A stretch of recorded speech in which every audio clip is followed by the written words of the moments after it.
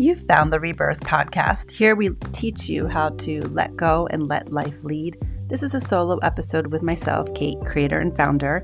This episode is a carry forward from what I wrote about on my Substack about love is in the air. And it was actually about the Philadelphia Eagles. And you might think that, they lost the Super Bowl, so that changes things, and that absolutely changes nothing. And this episode is actually a small snippet that is gratitude for Jalen Hurts, a parenting moment, and a reminder that we all are here to either win or learn. There's no losing if we have the courage to get back into the game.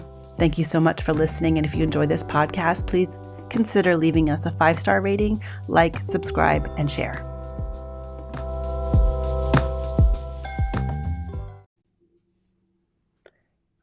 I have to acknowledge before I even start my little mini solo episode here on the Super Bowl, that football is not my sport. I've always been an Eagles fan because I'm born in Philadelphia, and I wrote about that a little bit, about how you don't have to be a football fan to be an Eagles fan if you're from Philadelphia. It's the closest thing we have to community culture that transcends so much. But that's not what I'm going to talk about. What I want to talk about is this moment in the Super Bowl game and Jalen Hurts and a 24-year-old and a coach, Nick Sirianni, and a 5-year-old who is mine, who is learning big emotions, and a conversation I got to have with him that, I think it's a conversation that could help all of us as humans. So let's set the stage. My 5-year-old is watching a football game because he loves watching sports with his grandfather. So that's the situation. It's a bonding moment. It's creating intimacy and core memories, and there's snacks, and it's fun. And I will not, disclaimer, I'm not even going to look up the correct football terms because I'm not going to assume knowledge that I don't have. And that's not the point of what I saw. What I saw was Hurts made a play. He dropped the ball, and the Chiefs picked it up and got a ridiculously easy touchdown. That's my opinion. With the 4 football games I've watched this year. That's my ridiculous opinion. And there was this moment, right? When you're rooting for a team and somebody makes a mistake, and a mistake costs others, which is language that you're navigating a lot when you're teaching a little person how to be human, right?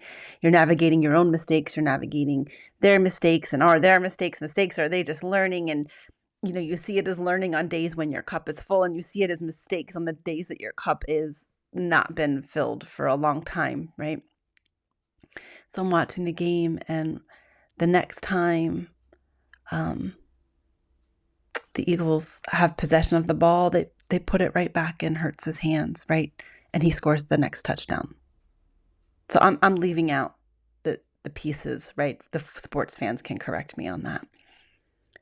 But what I was able to do is say to my kid, look, he made a mistake.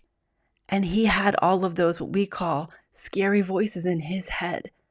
And his team and his coach, just like his mommy, let him know that he could do better next time. And he did. And, I'm not trivializing Hurts at all. This isn't about the Eagles, right?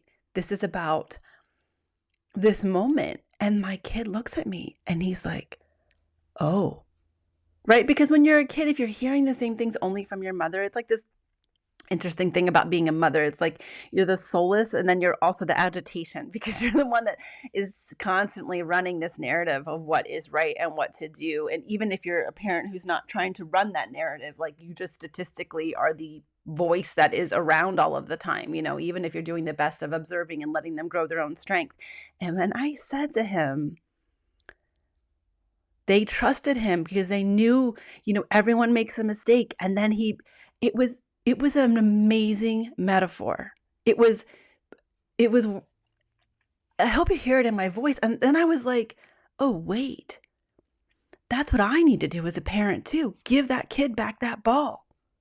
Stop intercepting for fear that he needs protection. He needs to be shielded. And apparently, I don't know if this is true. Again, I'm not coming at this from a sports person, right? I'm coming at this as a writer, a storyteller, a mother, a person who by default looks for meaning.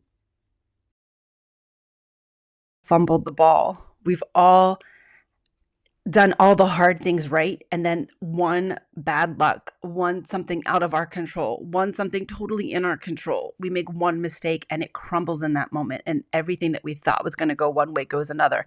And at this point, I'm not even talking about them losing the game. I'm just talking about that's a different category. This lesson is like so much bigger. When we look at something that is good and we're giving our best and we think that there's no way this won't work out this way, and then there's just this one twitch, this one drop, and we have this choice, right? We can run away or we can pick the ball back up. And this is what I was going to tell you, is that the announcers apparently were saying Jalen Hurts goes to each of his players. Please see if this is true. I mean, you could see him talking, and you could look, if you watch for body language, you could see the players support him. Apparently, he talks to all of his teammates and like, listen, that was my mistake. What can I do better? What, right? So he went head on. It's like the story that we talked about a couple episodes ago about like bison that run into the storm. Don't run away from the storm because the storm is coming. So when you run away from it, you just make the emotional terrain longer. You run into the storm. He apparently went and talked to each of his players, And so what happens is then when I don't know how he feels about the game, I'm not going to project onto that, but accurately, but if I'm looking at him, I'm looking like he left nothing on the table.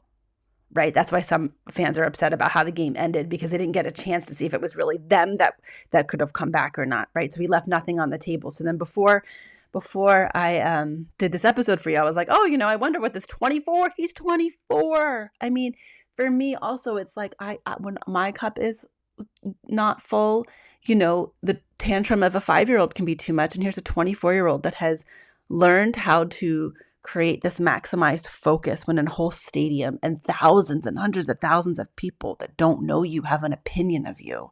And he knows who to focus on, to talk to clear the energy, to go back out and do his best. And he apparently answered questions, and he said, listen, you either win or you learn. Hurts said, that's how I feel. You either win or you learn. Win or lose, I always reflect on the things I could have done better.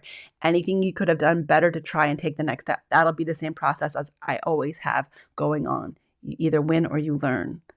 And I know that, but this 24-year-old has just given space in my perspective today, and a tool for me to braid into my parenting, I knew already that you either win or you learn, but he's reminded me to give the kid back the ball. And if it's us, we are in these waters of doubt, don't run. Face those that you feel like you might have let down, especially yourself, and pick the ball back up. So if you're interested to hear more about what I think about the Philadelphia community and the Eagles, I wrote about it on my Substack. I write on Substack, Kate Breton, and it's called The Golden Thread, because I believe that there is meaning that runs through everything, and you just have to find the golden thread. And in that family moment of watching the Super Bowl, the golden thread of trusting each other and supporting each other and remembering that we're all going to make mistakes, but you either win or you learn. And that's really what it's all about. So thank you for tuning in. And if this message helps you today, please share it with another person, right? You might have somebody in your life that needs to be reminded that you can drop the ball and it's okay. You'll be there for them and help them pick it back up.